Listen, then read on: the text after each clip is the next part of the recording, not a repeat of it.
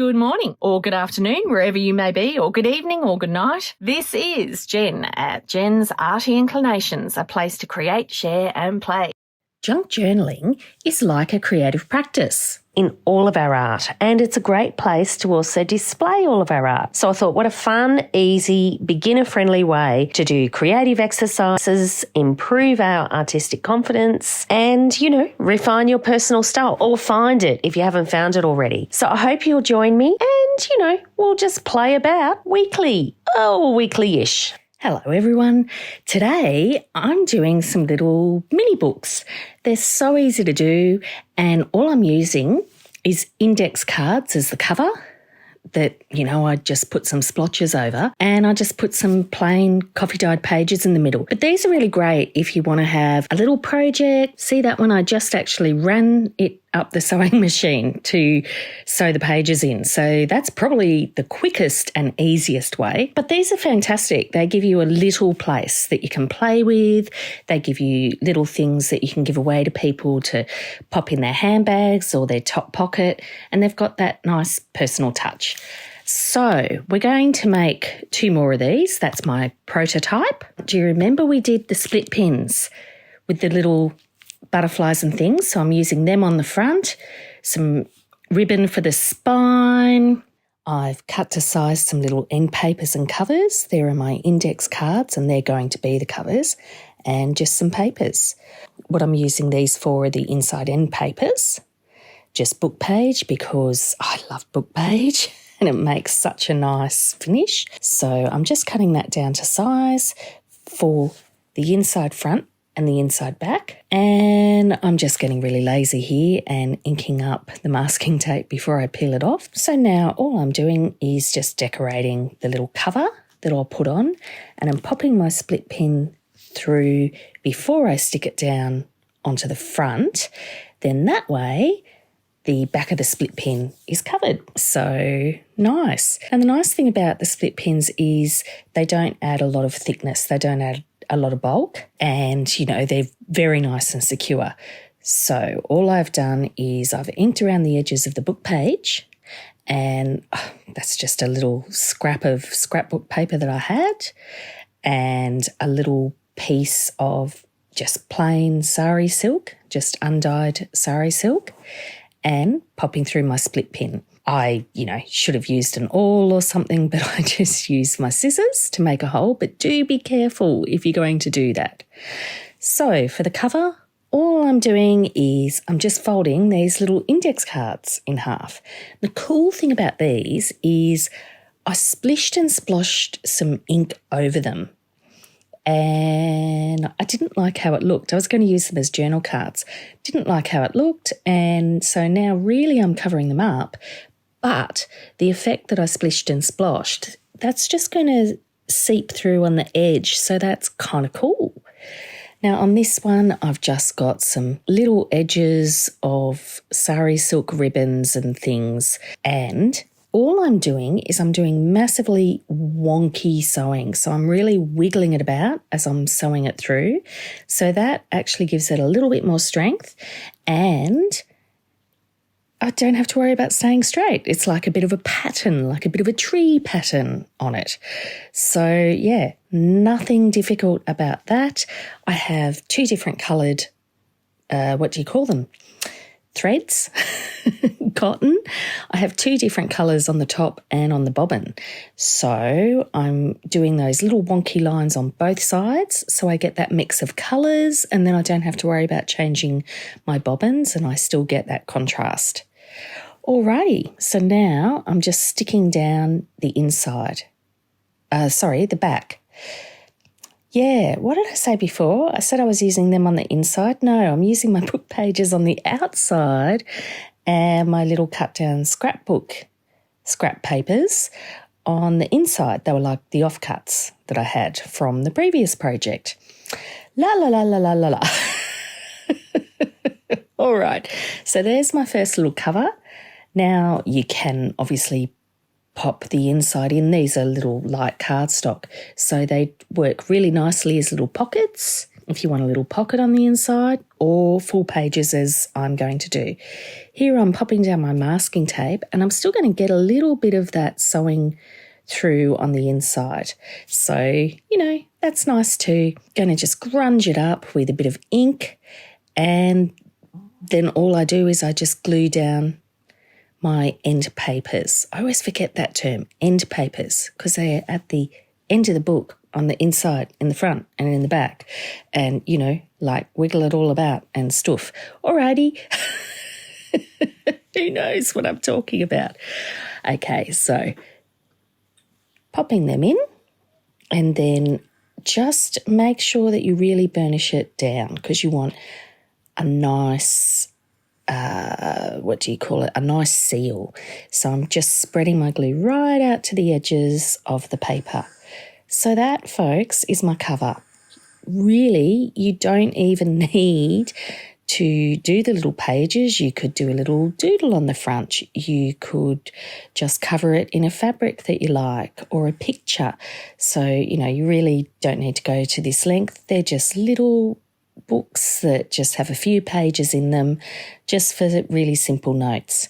By the way, I wanted to have all the edges torn, so I just did a really tiny slither off the other outside edge as well. I just used the actual index card to kind of hold this paper against and work out how I needed to fold it.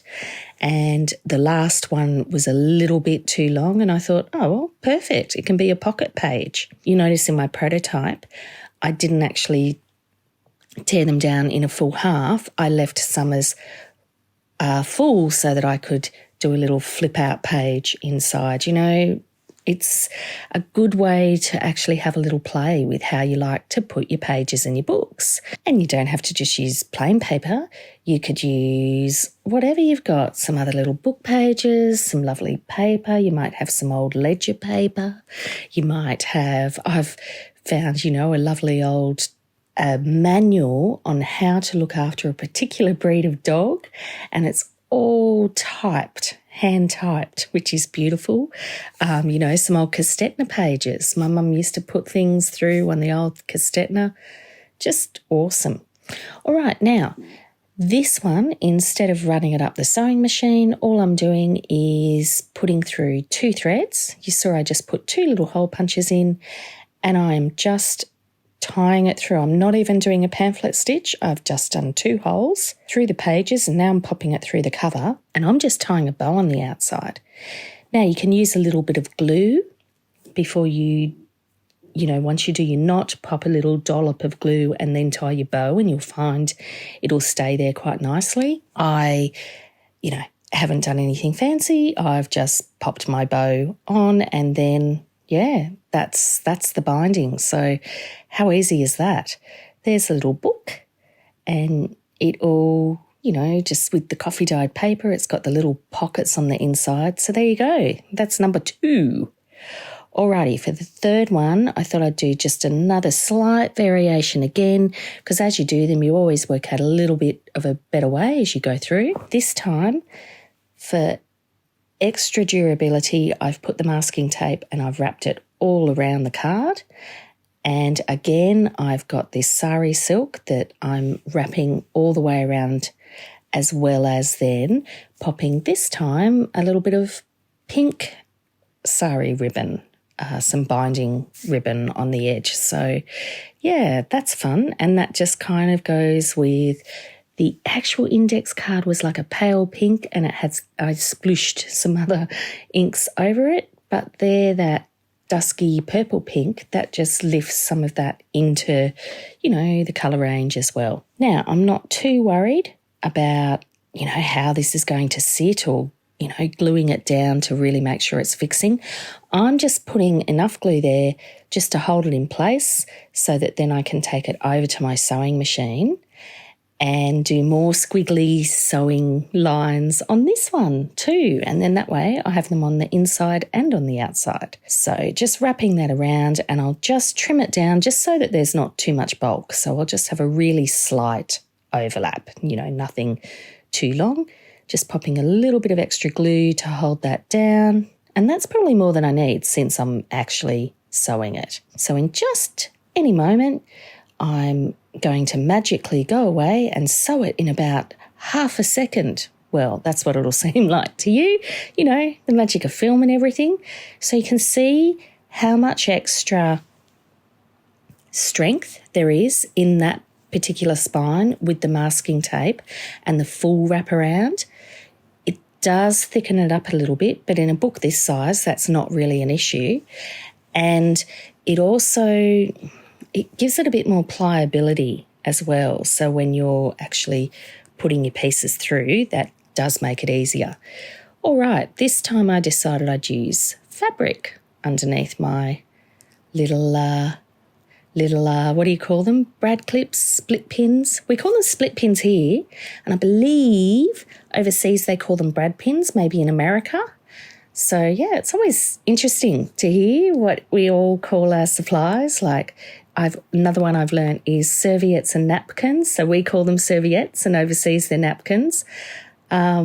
It's amusing. It amuses me.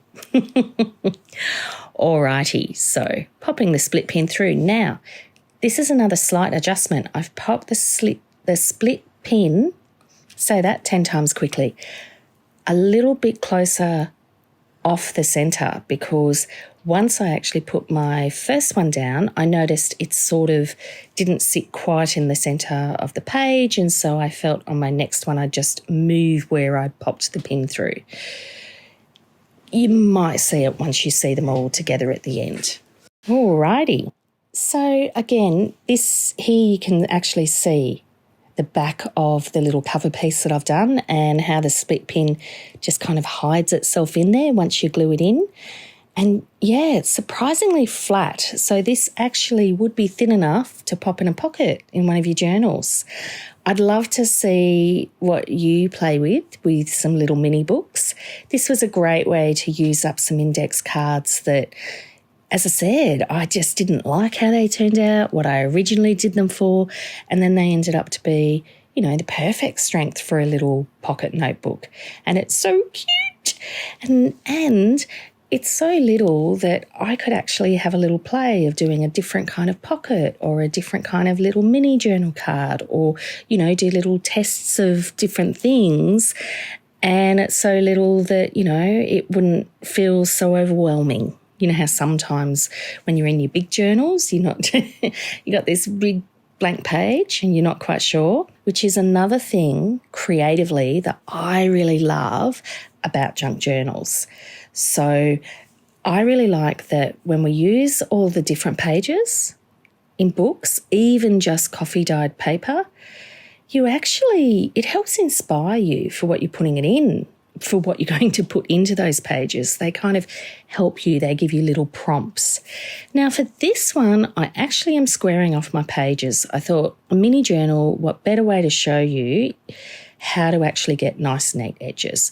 So all you do is you just use your knife and a metal ruler. You know, if you've got one of these cutting boards, it's great because you can just square it up against the squares and the lines, and then you can get a good 90-degree cut.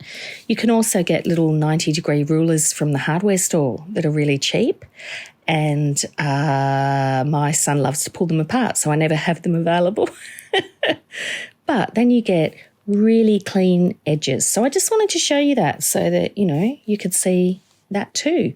Now, I inked the inside spine so that when I sewed my straight line up this one, I could actually really see where it was, because I did find that, you know, a little bit difficult before. Now, again, when you're doing it on your sewing machine, if that's how you're going to bind your books, put them on the longest stitch, so the widest stitch, just a straight stitch. Otherwise, it kind of works out like a perforation, and you'll actually rip your pages apart. So there they are. I hope you enjoy having a little play. I hope you liked seeing these. I thought it was nice to also see what we did with those little split pins in another project.